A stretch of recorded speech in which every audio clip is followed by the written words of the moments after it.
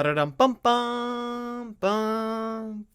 Ba-da-da-bum-bum. Oh, it's so good to have football back here in sports. I guess I was gonna say here in New England, but the Patriots haven't played yet and won't play until Sunday.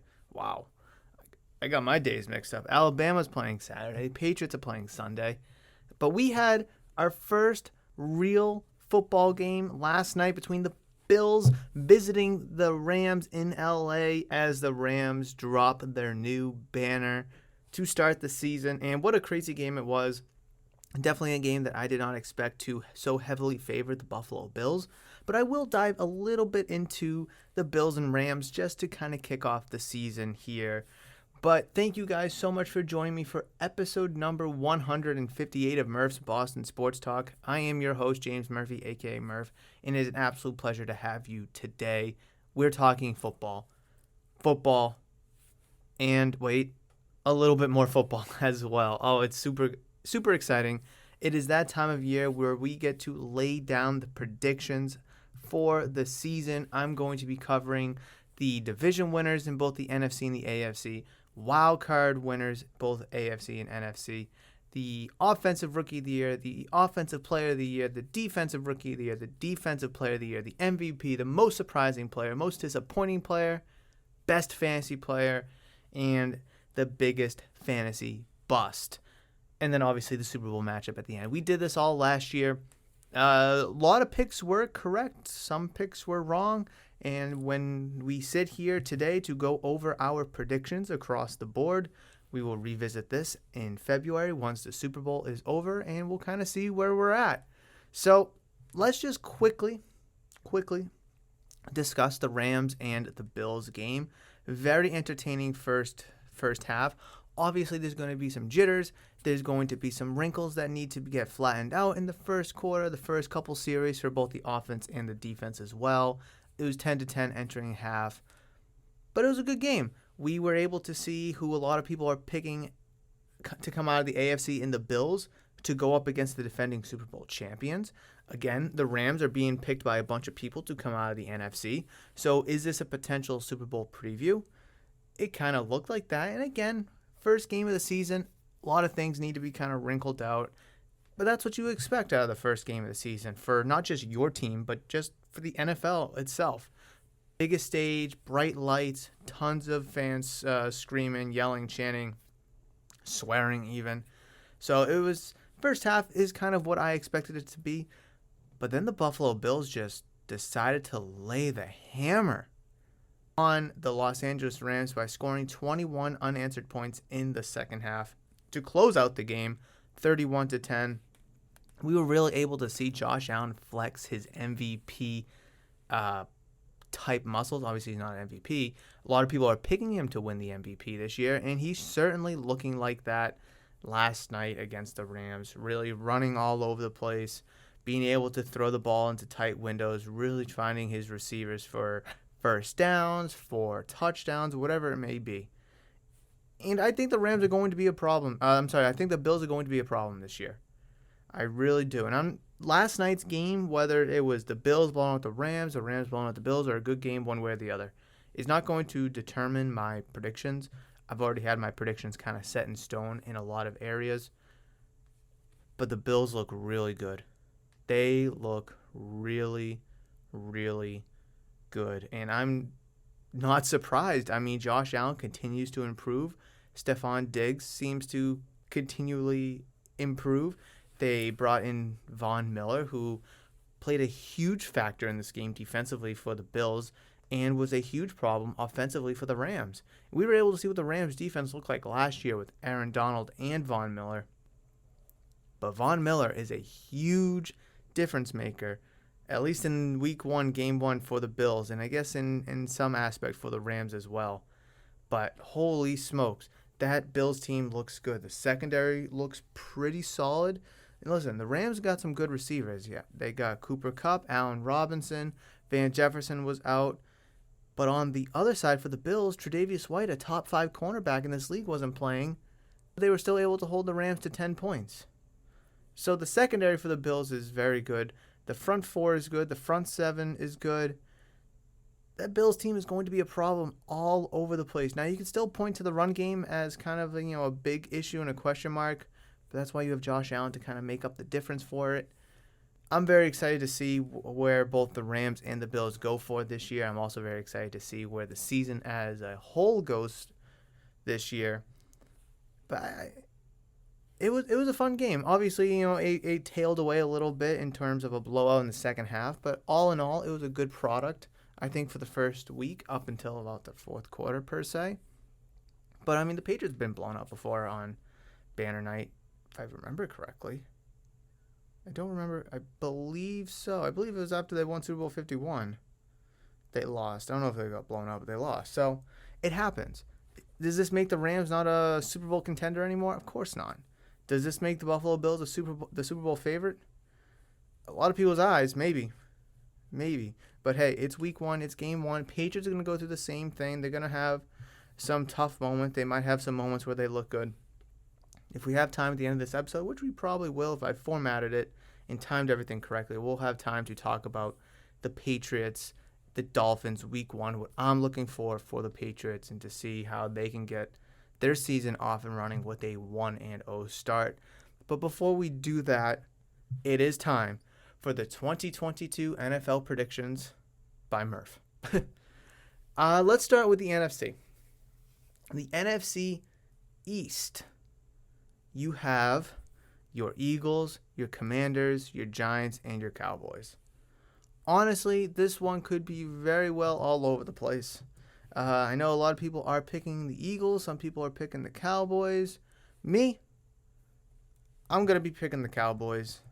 I am. I still think they're a good team. Michael Gallup should be coming back sooner than later. No Amari Cooper, that's okay. They got 2 really good running backs. That defense looks solid. O-line, shaky. But I still think that the team will be able to perform well enough to win the NFC East because it's not a very tough division. It really isn't. The Eagles, like I said, the Eagles do look good, and I could easily slide them in here. I just like the whole Cowboy team a little bit more than I do like the Eagles team. The NFC North.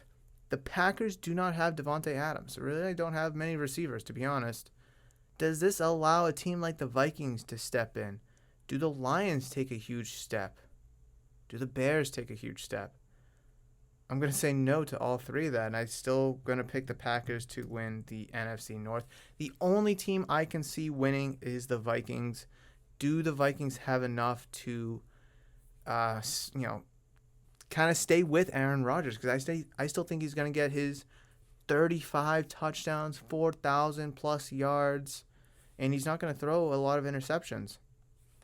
It'll be very interesting to see what the Green Bay Packers offense looks like this year.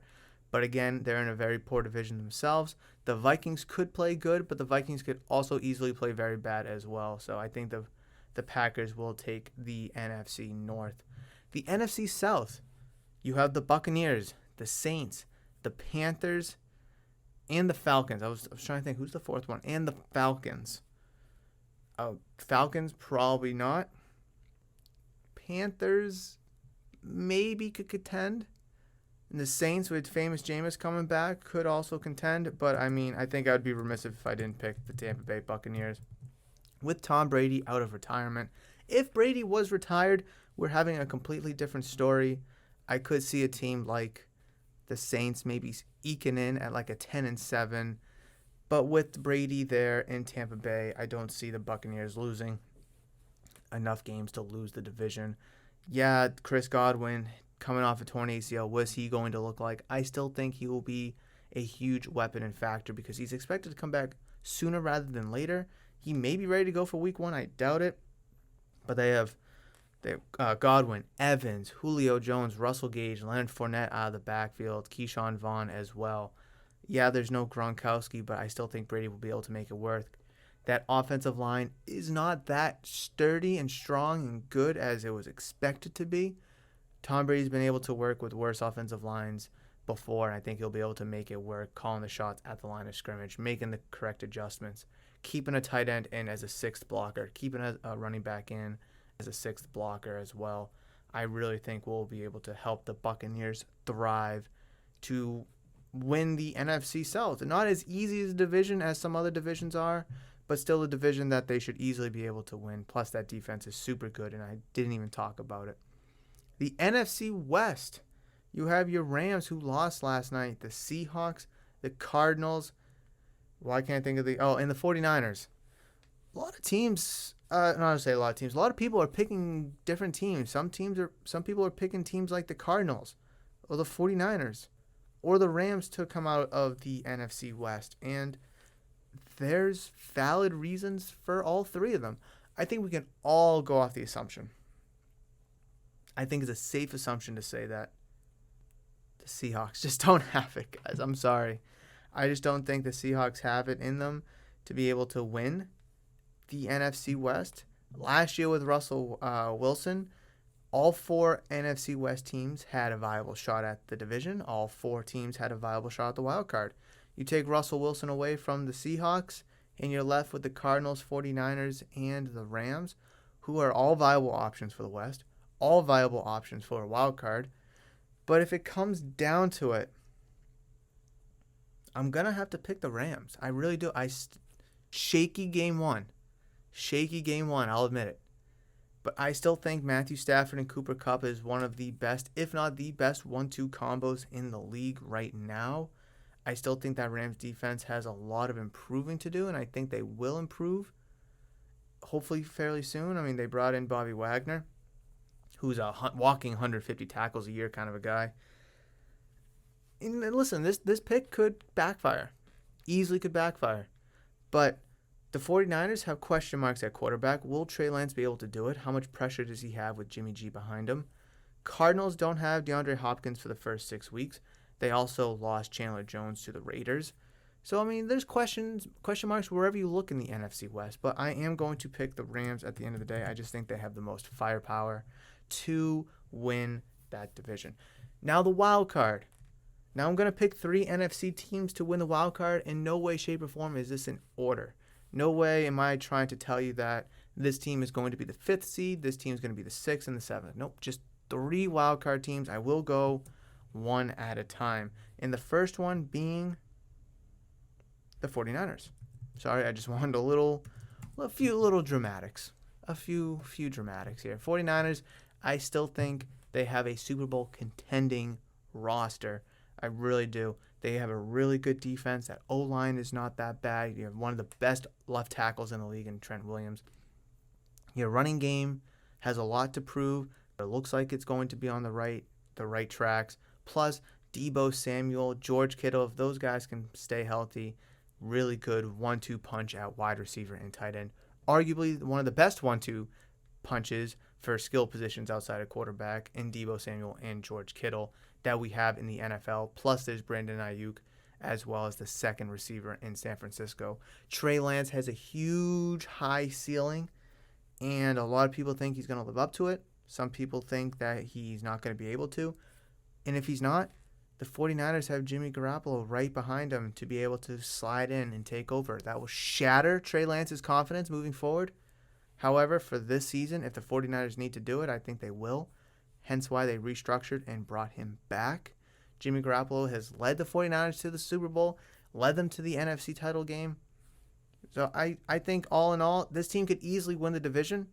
And I already mentioned why I picked the Rams over them. But since they easily could win the division, and in my prediction world they fell short, I see them sliding in for a wild card position. Wild card 2. Now this is a tricky one. You know, the 49ers were kind of an easy shoe-in, but the second wild card spot is kind of what the second or third, I should say, is kind of what really puzzles me. Now there's a bunch of mediocre teams in the NFC that I could pick. The Cardinals, I've already mentioned, a couple of their flaws. The Eagles could even be a team. What are the Saints going to look like this year? Vikings even. So, I mean, there's just a bunch of question marks. But one that I do think will be able to make it as a wild card, if not the division themselves, is the Philadelphia Eagles. As much as that pains me to say that, I do believe the Eagles have a very good roster. All in all, Jalen Hurts looking to take another step up, who now has A.J. Brown to throw to. Devontae Smith had a very, very good freshman campaign, looking to perform well year 2 as well. Dallas Goedert, Miles Sanders looking to have stronger campaigns here in 2022 than they did in 2021. That offensive line for Philadelphia, I mean, it's still anchored by Jason Kelce. Obviously, Jason Peters isn't there anymore. Didn't he just get signed to the practice squad for some team? I want to say I saw that. He got signed by the practice squad of some team because he did retired. Oh, yeah, for the Cowboys. Funny. Very, very funny. I don't know if he's on the practice squad or if he's actually on the team, but he's 40 years old. He is 40 years old, and he'll be 41 come January. I mean, that's a huge loss for the Eagles, but I mean, the defense, Darius Slay, Fletcher Cox still kind of holding it down for that team, although they are aging stars into their 30s now. I still think the Eagles have what it takes to compete in the NFC East. Again, I could see them win the division. I just think the Cowboys have a little bit more firepower, kind of similar to the Rams and 49ers in the West.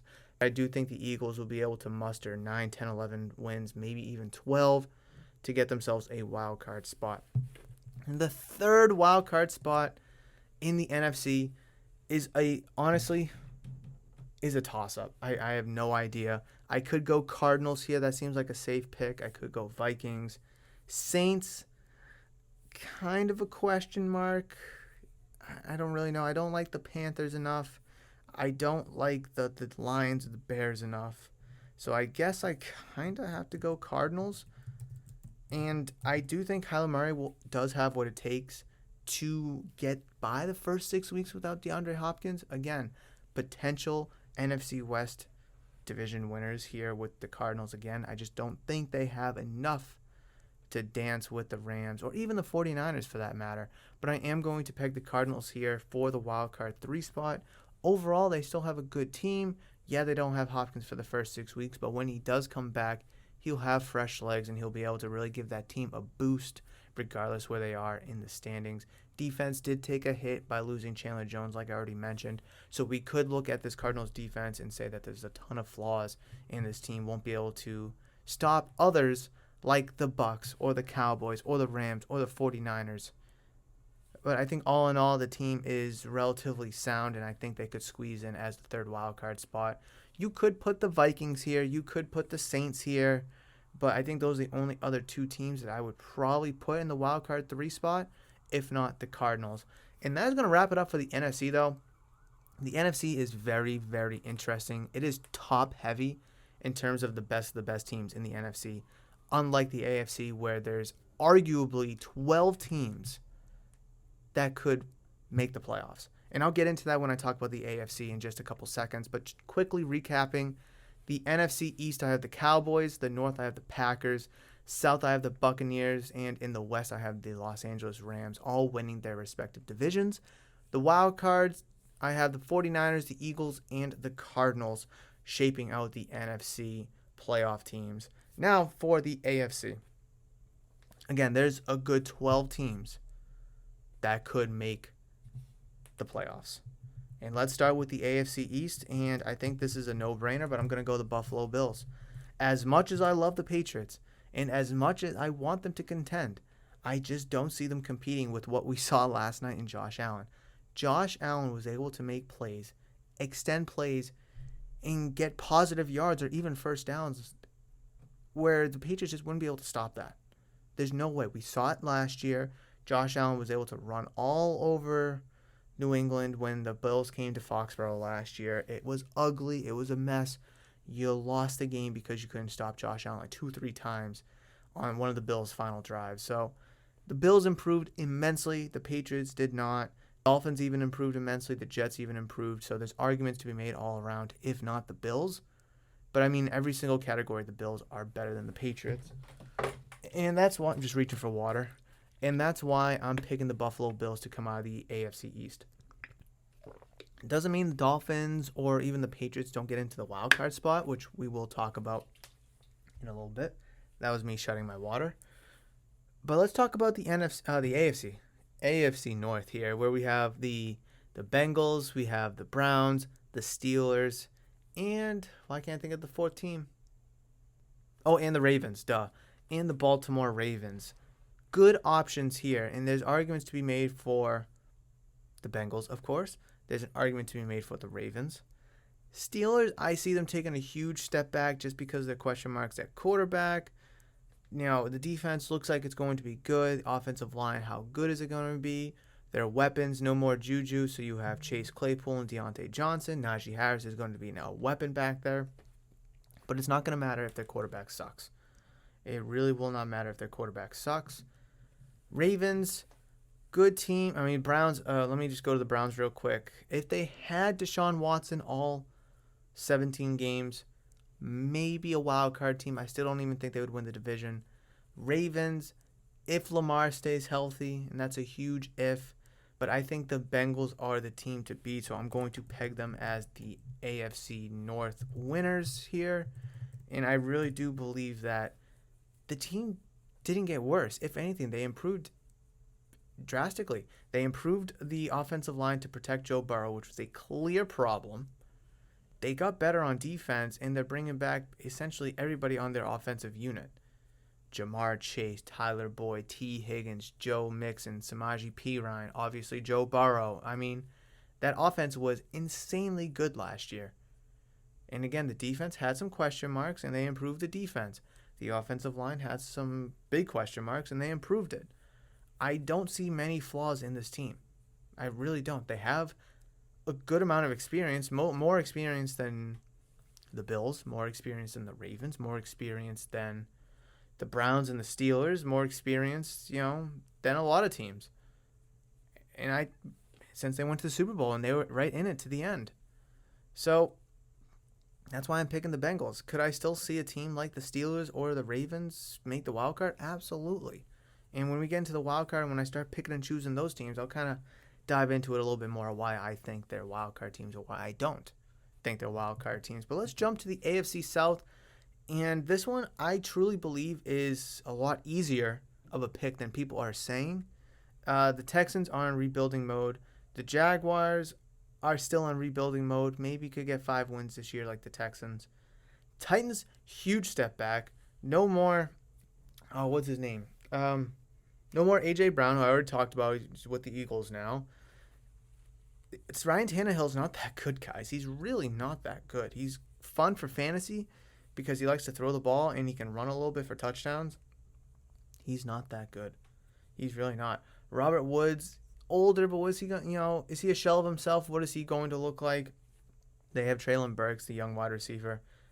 Could he, be an 800 kind of receiving yard kind of guy, 75 balls, 6 touchdowns, 7 touchdowns? Maybe.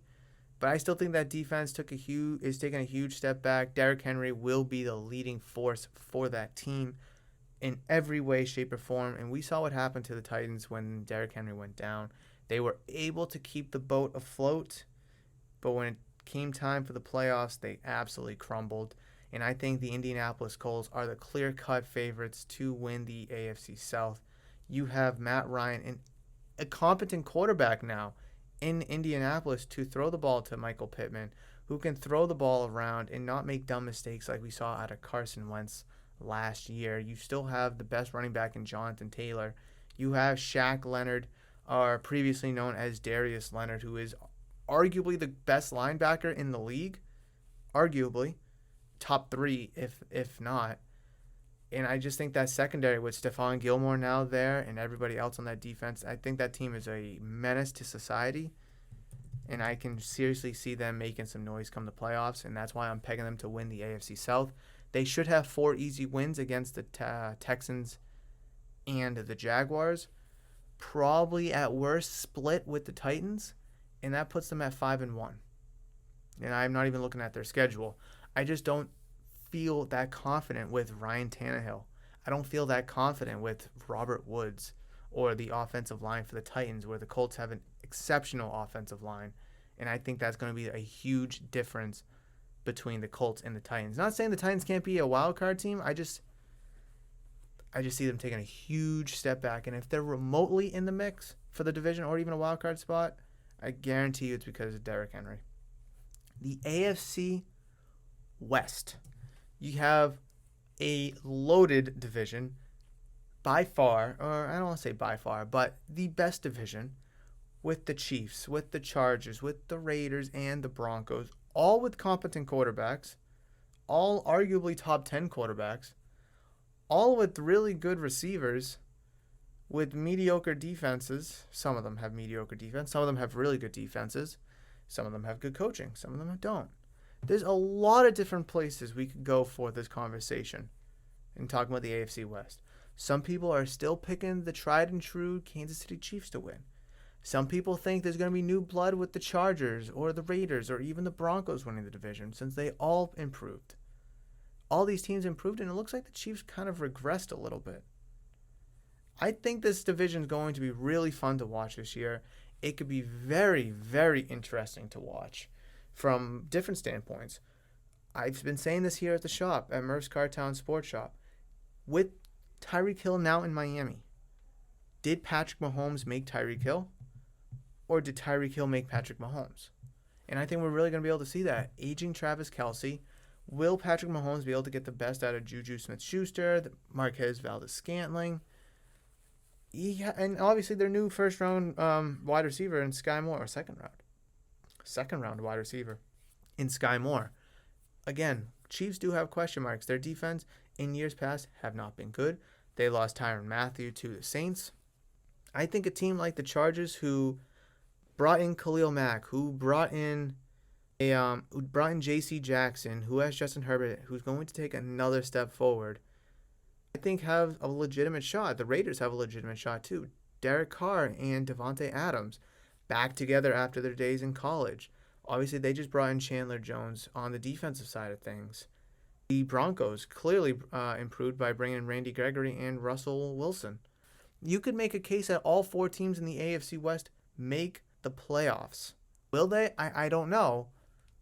But since I'm here right now and I have to pick an AFC West division winner, I'm going to go cheeky and I'm going to go Chargers.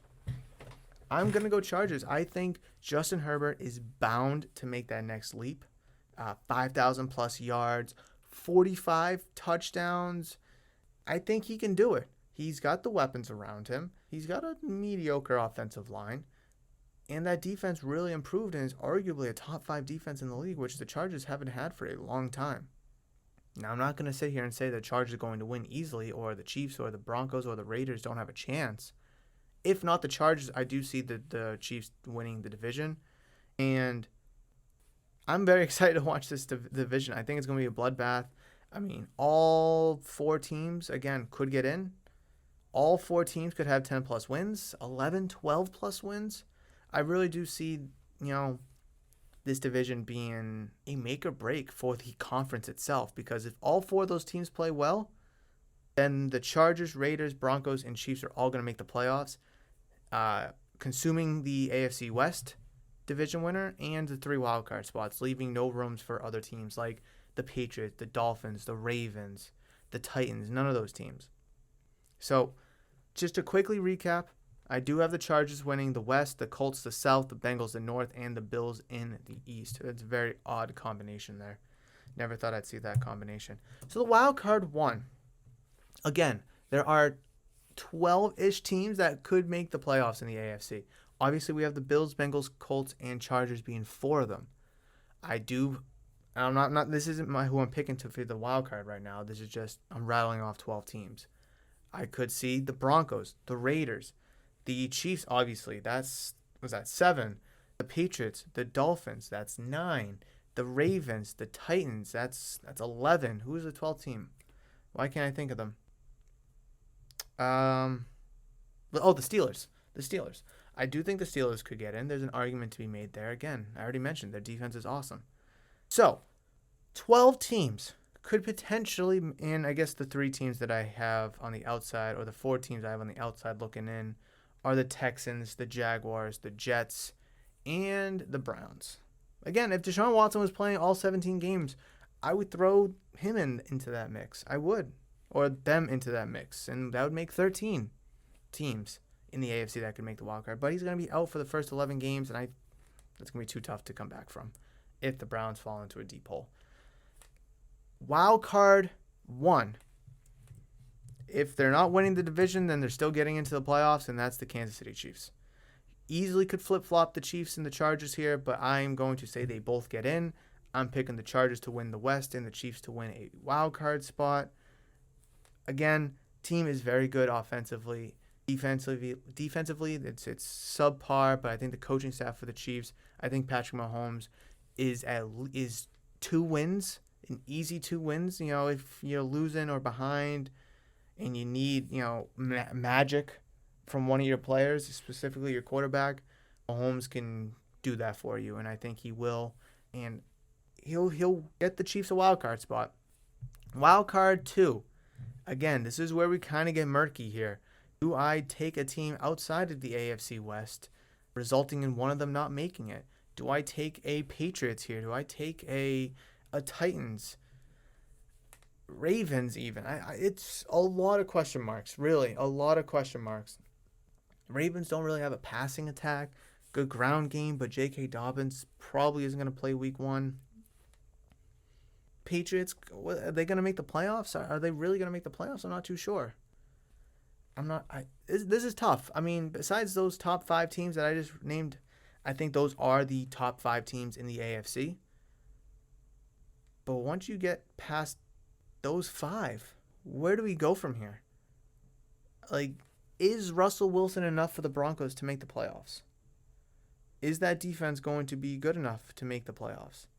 What about the Raiders, who made the playoffs last year and seemingly only improved? The Patriots made the playoffs last year, and on paper it doesn't look like that they improved, but I'm hearing word that their defense is going to be good, that the offense will be figured out. The Dolphins, they brought in Tyreek Hill, big year for Tua. I'm telling you, a lot of storylines in the AFC. I'm going for a wild card. I'm going to go the Raiders. I really am. They were in another AFC West team, right? They were in the playoffs last year. They danced a little bit with the Cincinnati Bengals. They only got better by bringing in Devontae Adams, which I believe will strongly help Hunter Renfrow, which will help Darren Waller. He needs to stay healthy. You brought in Chandler Jones on the defensive side of the ball to be opposite of Max Crosby. Raiders have had a lot of bad omens as of late. Let's just call it with the Henry Ruggs, with the who's the cornerback? Arnett, David Arnett. I don't know. The cornerback that they also had to cut. They just cut Alex Leatherwood, who was the first round pick last year. I think the Raiders still have enough what it takes. This will be a big make or break year for the Raiders because they have weapons now. It's going to be a big make or break year for Derek Carr and for Josh McDaniels. Josh McDaniels' second go around as a coach. Derek Carr, has his favorite weapon from college, has the best weapon in the NFL. They should make the playoffs. And again, you could make the argument that they could win the division 100%. But I think the Chargers are just a little bit better. And that leaves us with one more wild card team. That leaves us with teams like the Broncos, the Ravens, the Patriots, the Dolphins, the Titans, the Steelers even. I don't really know. It's tough. Where the NFC, I kind of reluctantly picked the Cardinals. But when you're comparing the Cardinals to other teams like the Saints and who was the other team I was on the fence about? I can't think of the other team I was on the fence about. Saints, the Panthers, in the North, the Vikings. Murray's better than Baker Mayfield. He's better than, what's his name? Kirk Cousins. I think the defense is still fairly good, if not better than those other defenses. The run game, if McCaffrey stays healthy for the Panthers, obviously there's the edge there. Receiving room all around. I know DeAndre Hopkins is out for 6 weeks, but you still have Marquise Brown, you still have Zach Ertz, you still have Rondale Moore. And then you get DeAndre Hopkins back in week 7, which I think all that combined is better than Justin Jefferson and Adam Thielen, which is better than Terrace Marshall in Carolina. So that was kind of my logic behind the Cardinals. However, there's so many different logic points you could have for the last wildcard team in the AFC. Broncos, Randy Gregory and Russell Wilson, good wide receiver room. Now they have a legit quarterback. Patriots, Mac Jones ascending Second-year quarterback. You brought in Devontae Parker. Your defense is fairly solid. Miami, big year for Tua, new head coach, upgraded offensive line, brought in Tyreek Hill. The Ravens, big make-or-break year for Lamar Jackson, contract year. Doesn't seem like he's going to get an extension. Ravens, they made the playoffs last year? No, they didn't. They didn't make the playoffs last year. But if he was healthy, they probably do make the playoffs. Then you're looking at the Titans, who were the number one seed last year, and people suddenly had them out. They have the best running back in the game. They did bring in Robert Woods, who's pretty good. That offensive line's okay, and the defense is meh. But, I mean, can Ryan Tannehill get it done himself if need be? I already said that Patrick Mahomes is a walking 2 wins. Ryan Tannehill is not a walking 2 wins.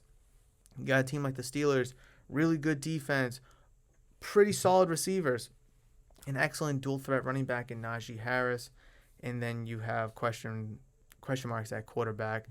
You know, Mitch Trubisky is starting the season, but will we see Kenny Pickett if he struggles, and if so, what is Kenny Pickett going to do? This is tough. And we have a lot. We still have offensive and defensive rookie of the year, players of the year, MVP. I'm going to pick. This is tough, actually. This is tough. I'm going to pick. See, I want to pick this team because I believe in this team. I just don't know how much I believe in this team. I don't know. I'm not trying to waste time or anything. I'm really stuck on this. I'm really stuck. Comment down below. Comment down below who you think is going to win the division and wildcard spots for both the AFC and the NFC. But specifically, let me know who the wildcard teams in the AFC that you guys have pegged. Because outside of the Chiefs and Raiders, I kind of stuck. Not going to lie, I'm kind of stuck. All right, I'm going to pick. I don't want to, but I'm going to pick the Baltimore Ravens. Not a fan. Again, I could see the Broncos making it. I could see the Patriots making it. I could see the Titans even making it. Those are really the only 4 teams that I could see kind of being in this last wild card spot. But this is how difficult it is when you have 12 teams that could make the playoffs when there's only 7 allowed playoff teams. I'm picking the Ravens because Lamar Jackson's on a contract season. So he's going to want to play all 17 games. He's going to want to throw for 4,000 yards. He's going to want to run for 1,000. He's going to want to pass 35 touchdowns. He's going to want to run 10 touchdowns. Obviously, it's a run-heavy team, and I think they're going to absolutely do that. This year, once all their running backs are healthy, I think of Rashad Bateman will kind of come out of the woodworks and perform fairly well as the number 1, clear-cut number 1. Don't forget they still have Mark Jackson. Their offensive line is tailored to protect Lamar Jackson, and in years past they've done a good job at that, with the exception of last year. I still think that defense is pretty good. They still have Patrick Queen. They got Marlon Humphrey, who hopefully can get back on track and be, that true number 1 lockdown top 3 cornerback in the league. A lot of question marks for Baltimore, obviously, and they were on the brink last year. I think they could sneak in as the 7th and final playoff team in the AFC. Could they contend in the AFC North? Absolutely, for that division with the Bengals. But I don't see them winning the division. But I do see them winning a wild card spot. So the Bills in the East, the Bengals in the North, the Colts in the South, the Chargers in the West, Chiefs as a wild card, Raiders as a wild card, and the Ravens as a wild card team. I think Denver, I don't really know how much faith I have in, their tight ends or the offensive line. Yeah, Russell Wilson's there, but he's older. He missed some time last year. Absolutely could make a spot here. Defense is probably the biggest question mark. I think the teams in the West are just going to beat themselves up, and I kind of see the Broncos as the worst of the bunch. You could make a case that the Broncos slide in and the Raiders fall out. But tick for tack, tooth to nail, I'm picking the Raiders over the Broncos. But that's probably the only way that I see the Broncos getting in is if the Raiders are out. Patriots, probably that 8th or 9th team. Tough schedule. We will see. Hopefully I'm proven wrong about that. But let's dive into Offensive Rookie of the Year, Defensive Rookie of the Year. On the offensive side of things, it's not going to be a quarterback. I don't see it being a running back either. I see it more being a wide receiver because there's a bunch of good wide receivers that came out of the 2022 draft class. I'm going to pick Drake London here. Marcus Mariota is going to have to throw the ball. Desmond Ritter's the backup, so if Mariota sucks, you have Ritter, who had some success at Cincinnati. They do have Kyle Pitts there. They do have Cordell Patterson, both in Atlanta, but I think Drake London is going to really shine as a true number one wide receiver for a team that's going to be passing a lot because they're going to be down a lot in games. And I think that's going to be really beneficial for Kyle Pitts and for Drake London as well. Defensive Rookie of the Year. Oh boy. You can go Sauce Gardner, Derek Stingley Jr. Hold on, I gotta look at the draft class because I didn't think it was going to be one of them. NFL draft. I did have someone in mind, but I don't remember who it was. It wasn't like one of the corners or anything. Oh, Aiden Hutchinson. Duh. You can go Aiden Hutchinson, Kayvon Thibodeau. I think it's going to be very top-heavy there. Kyle Hamilton looks nice. And then if you scroll down, you got Quay Walker. Who's the other linebacker? Devin Lloyd, who I really wanted the Patriots to draft, but didn't. Bleh. So, tough. This is going to be really, really tough here. I'm going to say I don't see it being Sauce Gardner because I just don't see it being a cornerback. Derek Stingley, same thing. Where is Thibodeau? He's on the Giants. I just don't know how good that Giants team is going to truly be. Jordan Davis, maybe Jordan Davis. I wouldn't be surprised there if he's able to catch the dub. Kyle Hamilton in Baltimore is a sneaky pick as well. I'm kind of torn between Hamilton and Hutchinson, but I can go the same route that I go with Thibodeau and the Giants, is that Hutchinson's not on the greatest of teams. How is he really going to be able to shine? So I'm going to go Kyle Hamilton here. I think Kyle Hamilton really gives a great secondary presence for the Ravens, hence why I think they'll also be a wild card team. And I think the versatility of Kyle Hamilton will really help the Ravens secondary, or just defense as a whole, to be able to shine and do things this year that they weren't able to do last year.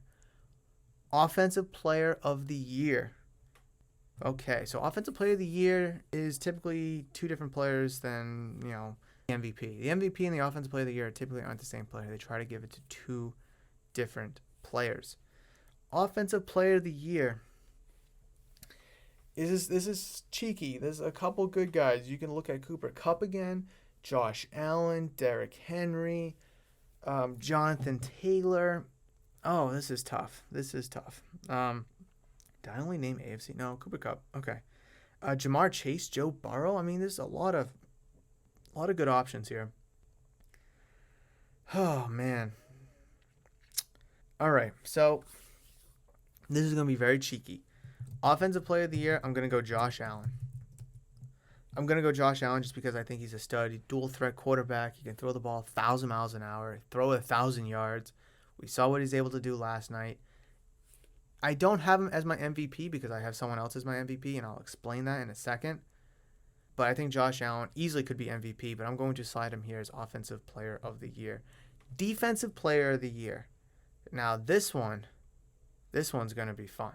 I kind of have, I don't want to say a shot out of left field because he's won Defensive Player of the Year award before, and that's Khalil Mack. I think Khalil Mack will be able to really perform for the Chargers and be that threat opposite of Joey Bosa. And I think we might see the clock turn back with Khalil Mack just a little bit because he was kind of, I don't want to say he was shadowed in Chicago, but with him going to a inevitable playoff team, a team that has a great defense now, I think people are probably going to want to favor Joey Bosa just because he's younger and allowing Khalil Mack to kind of do Aaron Donald-like things. Of course, you could point to Aaron Donald here, and he'll absolutely win it, and no one will say a thing. 2022 NFL Deep. Who won it last year? TJ Watt. I mean, I could see TJ Watt winning it as well. I could see Aaron Donald winning it. Could we see a player like Jalen Ramsey win it? Of course. I'm going to go out of left field here. I think Khalil Mack's a sneaky pick. Again, he's won it before. He's won it at two different positions, linebacker and edge rusher. I think Khalil Mack's going to give the Chargers another level of intensity on the defensive side of the ball, like what Von Miller gave the Rams last year when he was traded to Los Angeles.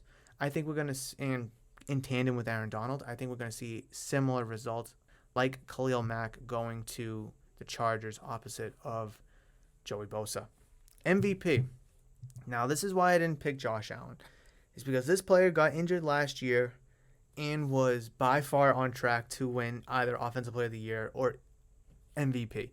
He was on track for 2,000 rushing yards, and that is Derrick Henry. I do believe Derrick Henry has all the tools in the toolbox to rush for 2,000 yards. I think he has all the tools in the toolbox to win MVP, Offensive Player of the Year, at least one of those awards. But dude finished as running back 8 last year, and he played 9 games. In running back 8 in fantasy, and he played 9 games. So I think with a full healthy season, Derrick Henry is going to be leaned on a lot by the Titans again. They don't have A.J. Brown anymore. I think Ryan Tannehill is going to take a huge step back. I don't think Robert Woods and Treylon Burks will get it done offensively. No true tight ends. I think they're going to be leaning on Derrick Henry a lot, and they're going to run a lot with him. Again, we could see 2,000 rushing yards, and I think that will kind of lean toward Derrick Henry winning MVP. Again, if not MVP, then at least Offensive Player of the Year. But I'm going to peg him as MVP because I think they're going to use him a lot, and a lot. Hopefully he stays healthy with all that usage. I did leave a player off here that I could absolutely see them winning Offensive Player of the Year or MVP, and that's Justin Herbert. He will play a huge factor in the Chargers making it to the playoffs and winning the AFC West, which I had them pegged to win.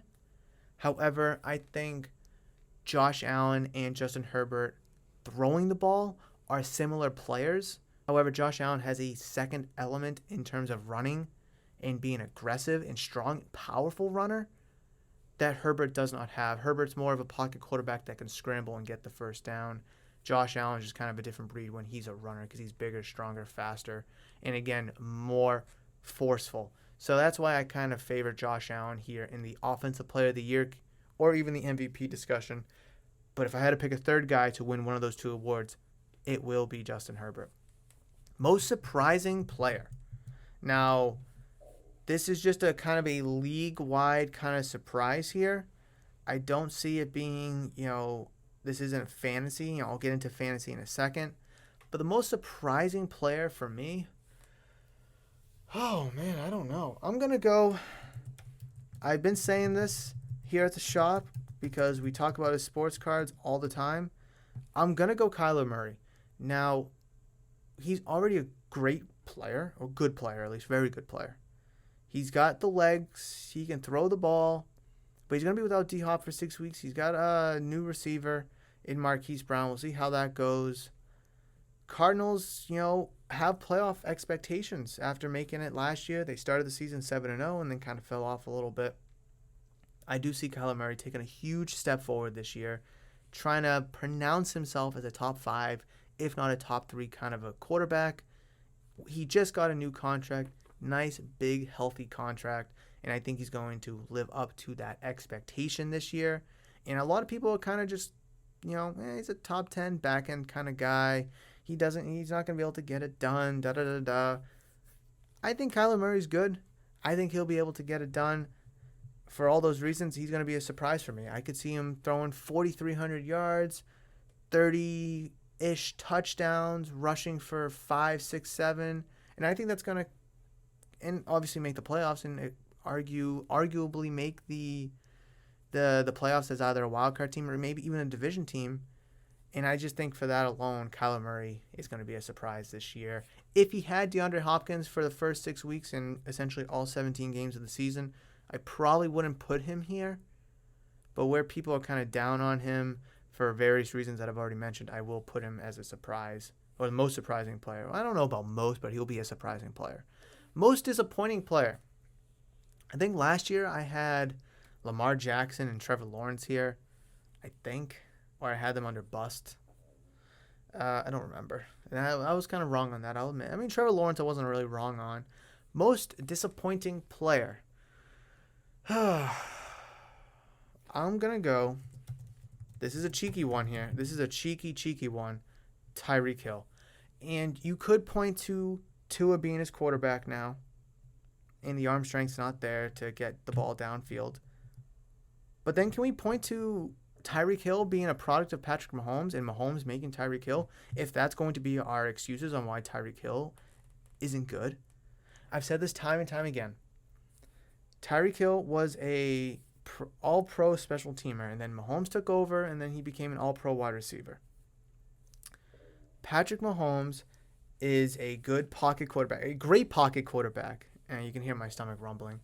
He's a great pocket quarterback. But pretty much as a quarterback, you have to be able to roll out of the pocket and scramble to extend plays. And Mahomes does that very well, arguably the best in the league for someone that doesn't take off right away, like a Lamar Jackson, like a Kyler Murray, or even a Josh Allen. Patrick Mahomes will dance around in the backfield, shifting left and right, juking, spinning, half spins, all that good stuff to eventually throw the ball. Other quarterbacks just like to kind of roll out of the pocket, take a quick look downfield, and then take off. So while Patrick Mahomes is dancing around in the backfield trying to find an open receiver, Tyreek Hill, all the credit to him, has that blazing fast speed that most corners or secondary players or just defense in general can't keep up with. So when your quarterback like Patrick Mahomes is scrambling for 6, 7, 8, 9 seconds, it's going to be fairly easy for any guy with blazing fast speed like Tyreek Hill to separate himself from the defense to marginally get open for Patrick Mahomes to lay a dime.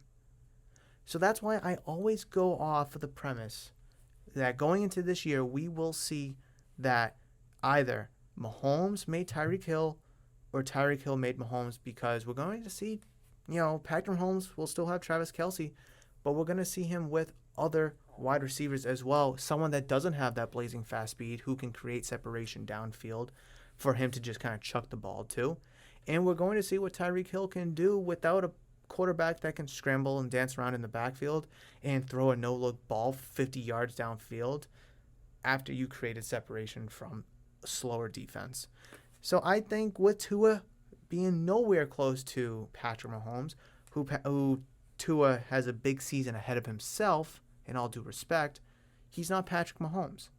He doesn't have the arm strength. He doesn't have the scrambling mobility. He has mobility, but he's more of a I'll take off kind of a guy. And I think Tyreek Hill is really going to suffer from having Tua and not Patrick Mahomes. I think Tyreek Hill will still be a good receiver, but he's not going to be great. And I think people expect him to be great, the scheme-changing wide receiver for the Dolphins and for Tua, but I just do not see that happening. I see a Jalen Waddle having more success because he's more of that slot underneath kind of a guy. Give me the ball in open space, I'll make plays. Tyreek Hill is a run a seam route, throw the ball downfield, or I'm going to run from the left side, run across to the right side. You give me the ball on the right hash marks, and I'll just kind of run it in, kind of like a post route. So I could be completely wrong on this, but again, we're doing predictions. We're having fun here. That is my prediction. Best fantasy player. Could look at many different ways here.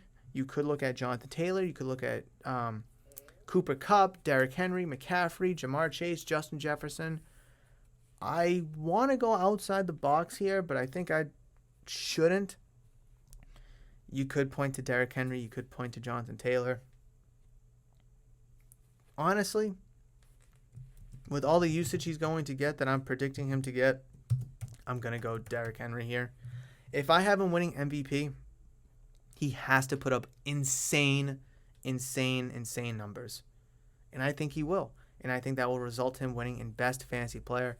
Cooper Kupp is right behind him at number 2. But I'm going to go Derrick Henry here because I think he's going to run for 2,000 yards. He's going to rush for like 18 touchdowns. And that is going to be a superb fantasy performance. Bust fantasy player. This is a player who is expected to do good and ultimately doesn't. You could look at like a Aaron Jones. You could look at a Saquon Barkley. I want to take a gamble here because I'm a gambling man. You know what? Do I want to go with that player anymore? Yeah, kind of. I'm going to go James Conner here. I don't think James Conner will be able to kind of have the season he had last year. He was very touchdown dependent last year. I think the step back in James Conner's game will kind of help Kyler Murray thrive because he won't be able to lean on the run game close to the goal line. He might have to do it himself or try to find an A.J. Green or Zach Ertz for touchdowns. James Conner was very touchdown dependent last year. What did he have, like 16 touchdowns last year? He's being drafted very high for obvious reasons. Kyler Murray not expected to do very well. DeAndre Hopkins being out 6 weeks. But I do think James Conner will have a huge step back. Will he be good? Yes. Will he be a running back 2 or a flex? Of course. I just don't see him being the running back 1 that some people predict him to be. And that's resulting in me slapping him as a bust fantasy player. Now the Super Bowl. This is fun every year. Who's going to win the Super Bowl? And there's a ton of different options you could put. There's tons of different combinations of AFC and NFC teams that you could accumulate to win the Super Bowl. Tons of good teams in the AFC. I've already kind of mentioned that. You could go, I think the obvious teams that people are predicting are the Bills, the Chiefs, the Chargers, the Bengals. I do think one of those teams will come out of the AFC, and I think it's going to be the Bills. I really do. I think they're so battle-tested. They're so heartbroken. They've improved in every category this year. Josh Allen looks like a freak of nature. That defense is scary. They just played arguably the best team in the NFL and blew them out. Again, it's game 1. It's week 1. A lot of things to kind of, fix.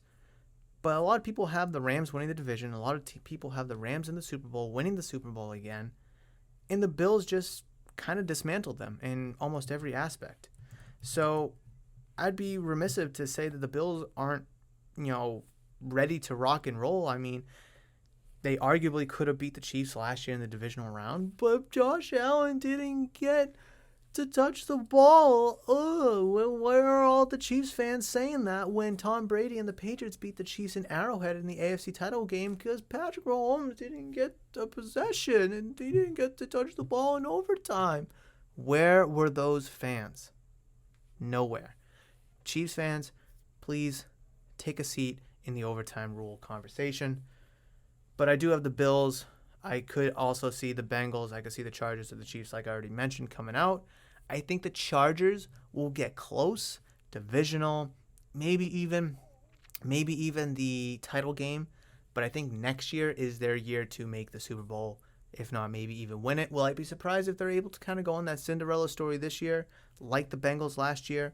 Not at all. But I just think the Bills are an absolute wagon. The NFC. Again, the NFC, I truly believe, is top-heavy between the Bucs, the Rams. I mean, that's kind of it, really. The Packers in years past, they still have Aaron Rodgers, so you have to take them somewhat seriously. Cowboys look fairly good. I think it's going to be the Bucs. I really do. I think the Bucs will be the team that comes out of the NFC. I think the Bucs are the best team in the NFC itself. Could you obviously could you compare them to the Rams and, have a lot of things favor the Rams side? Of course. But I just think the Bucs will be able to be, they're battle-tested like the Rams are. They have a good roster like the Rams do. But I think the biggest difference is Tom Brady. He's come out of retirement not just to lose. I think he's determined to win, and I think, he's going to rally that team to get to the Super Bowl against the Bills. And now I have the Bills versus the Bucs. Bills versus Tom Brady, who Brady dismantled for years and years and years. But will the Bucs be able to beat the Bills? Will the Bucs be able to beat the Bills? Will the Bills be able to beat the Bucs? Well, I'm going to pick the Tampa Bay Buccaneers. I just don't see Tom Brady coming out of retirement to not win Super Bowl. Could I easily see the Bills winning the Super Bowl? Yes, of course. But I just think Tom Brady has gone up against good defenses before. He's beaten them. I think the Bills defense will slow down a little bit come, the end of the season. What is Josh Allen going to look like? What is, both teams are going to be different. I think, the defense of the Tampa Bay Buccaneers is very good itself to be able to slow down everybody else around Josh Allen besides maybe Josh Allen. I think it would be a great game. I won't be surprised if the Bills beat the Bucs, but I think the difference is that Josh Allen has not been to the Super Bowl. Brady has before. The Bucs have, and I think that's going to kind of play a small edge when both of these teams are so similarly comparable in a lot of different facets of football, roster building, who's good, whatever. So I'm going to favor the Buccaneers here. But that is going to be my prediction for the 2022 NFL season.